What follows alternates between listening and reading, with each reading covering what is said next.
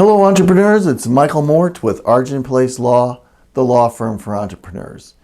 In a different post, I gave you 10 things to consider when you start thinking about giving stock to employees or independent contractors, stock in lieu of cash. Today I want to talk about one of those things in particular, that is the written operating agreement or partnership agreement that you would have among all partners. So what is an operating agreement? What is a partnership agreement? It's simply a document, a contract among all the owners that says how they're going to interact with each other. It contains a lot of provisions, but I'm going to give you 3 things today that you should definitely have in your partnership agreement. The first one is, surprisingly, how profits are going to be distributed. The second one is, what about management rights?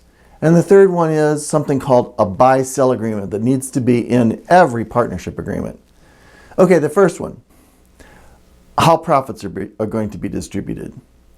The thing is, most partners think that just by specifying the percentage ownership, that specifies how profits are going to be distributed. But in many states, unless there's an explicit statement in the partnership agreement that says otherwise, then profits are going to be distributed to the owners in proportion to the value of the capital that they have contributed. This might be vastly different for various partners that come on at different times. So that calculation might be very different than what you expect to have happen. So you should definitely have a provision that says that the profits are going to be distributed among partners in proportion to their percentage ownership.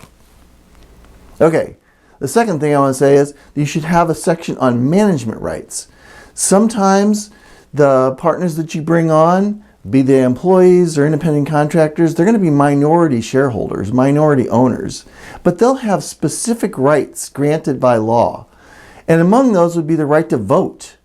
You might want to remove that right, not give these special partners the right to vote on management decisions. But even if they do have the right to vote, there's certain things that you want to have reserved either for a specific manager to make a decision on, or perhaps the majority or supermajority of all the shares that are outstanding.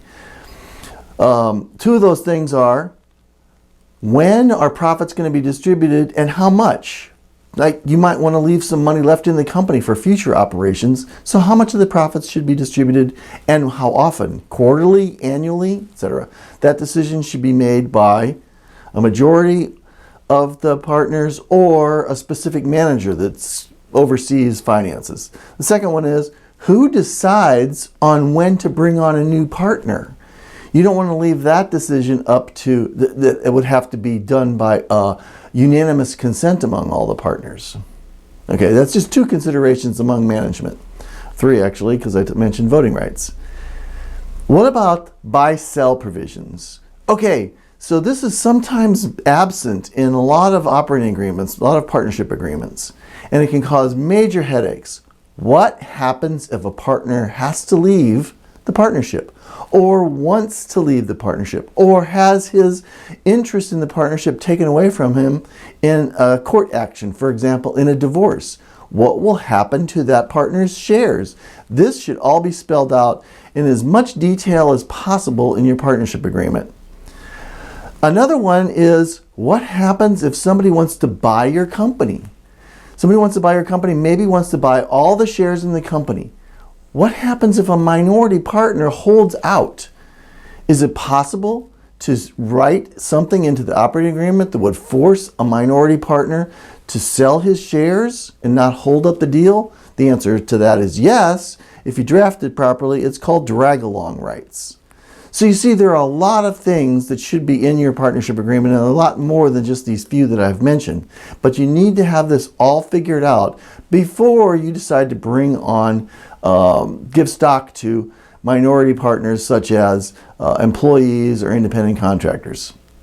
So, I'm Michael Mort with Argent Place Law, the law firm for entrepreneurs, because we think it's important for you to take care of your company and build it the way you want to. Thanks for listening.